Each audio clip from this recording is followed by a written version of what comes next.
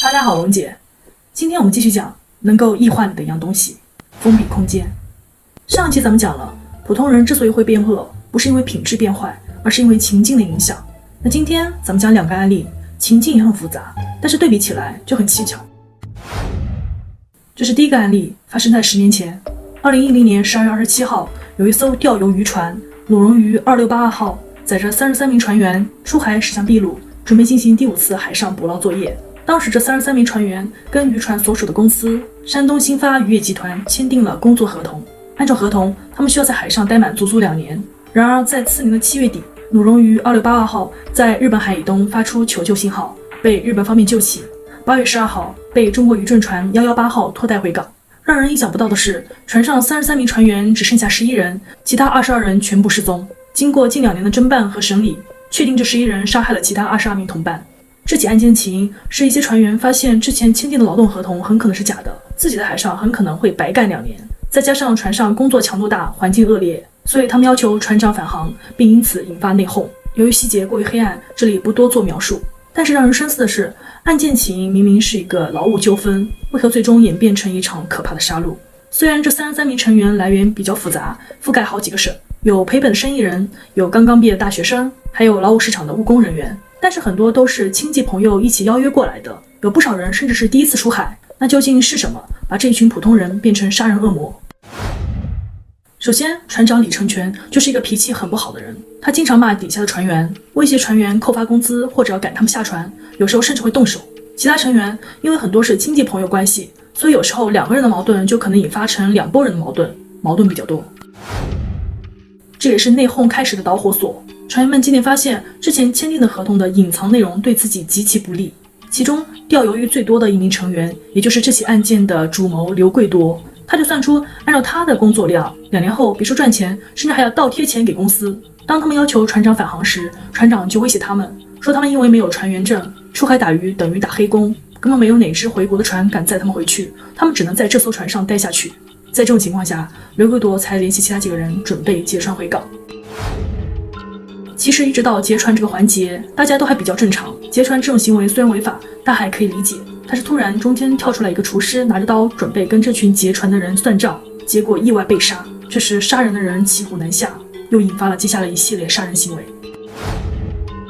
封闭的空间可以理解为是一种空间窄化。空间窄化这个词大家应该比较熟悉，之前咱们有视频讲过。虽然以上3个点都是引起杀戮的原因，但是我认为最关键的一点是这群人长期处于远离文明、恶劣封闭的环境里。鲁荣鱼2682号船长36.98米，宽7米，共258.86平方米，厨具作业区只有122平方米，船上共33名成员，平均每个人的活动空间不到3.7平方米，还没有一个正常的家用卫生间大。大家注意啊，这个3.7平方米不是仅仅是吃饭睡觉的地方，是他们整个活动空间，可以说比坐牢还惨。坐牢还可以定期出去放风，他们是无路可走，一眼望过去就是一望无际的大海。这个时候人就会非常绝望，一旦出现矛盾对立，缺乏外援支持系统，人就很可能会失控。可能你还是觉得这一群人出现问题的原因是因为周围的环境太过恶劣。如果是处于一个条件相对优渥、人际关系不紧张的环境里，即便空间封闭一点也不会有什么问题。好，接下来龙姐给大家讲第2个封闭空间。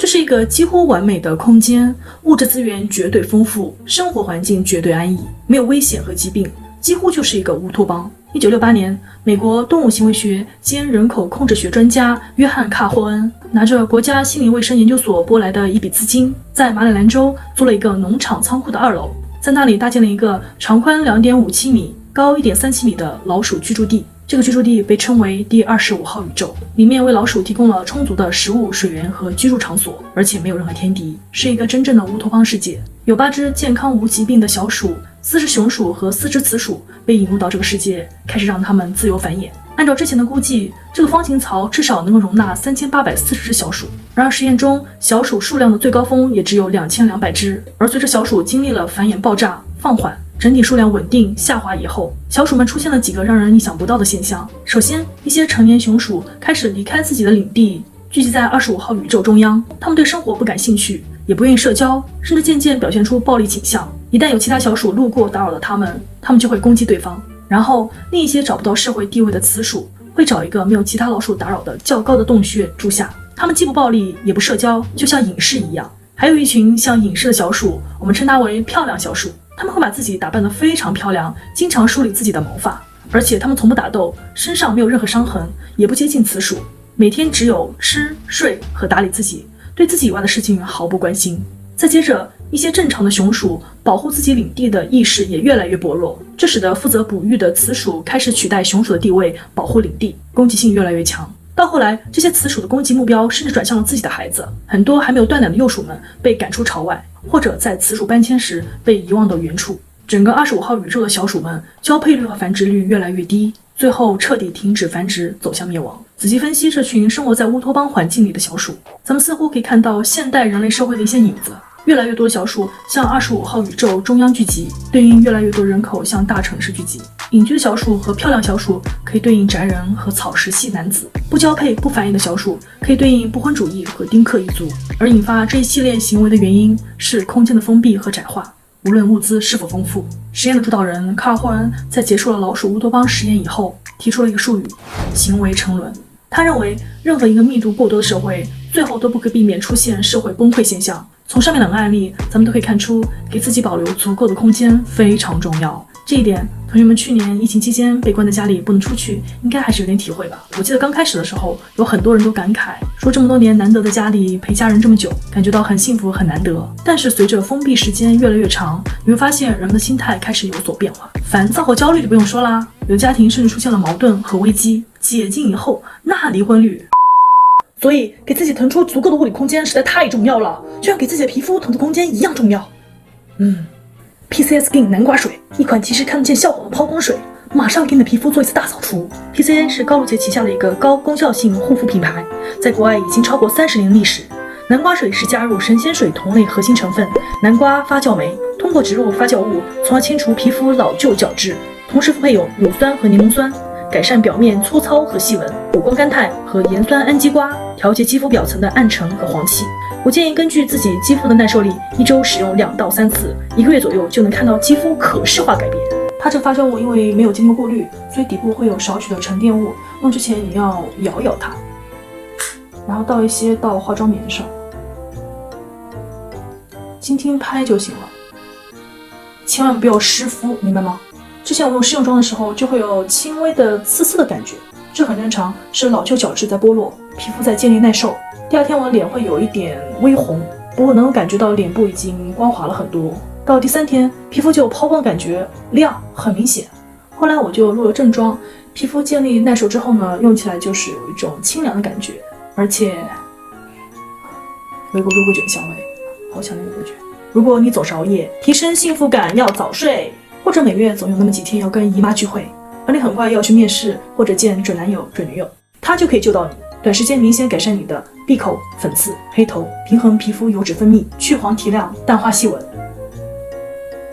空间感。评论区置顶内容有我们蓉姐跟品牌方多要的3/8节粉丝福利，关于我们能够承受的最小活动空间有多大。我在 Arcdelic 上查世界上最小的房屋设计，发现有些设计实在是让人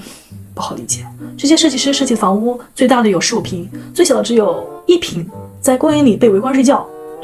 不是我们今天能讨论话题。后来我想，每个人的忍受力不同，成长环境不同，对环境耐受力也就不同。就像每个人皮肤对南瓜水刷酸的耐受力也不一样，所以不同的个体能够承受的最小活动范围肯定也不同。那大家可以做一个小测试，大概可以测出短时间内你能够承受的最小活动面积有多大。用你疫情期间待的那个家的居住面积除以家庭人口数加减1。如果当时你跟家人待在一起，感觉到有一些不适，人口数就不用加减1。如果觉得很难受，人口数减1。如果感觉还不错，人口数加1。我测出来的承受面积是31平方米，你们的呢？欢迎同学们把你们答案打在公屏上。还有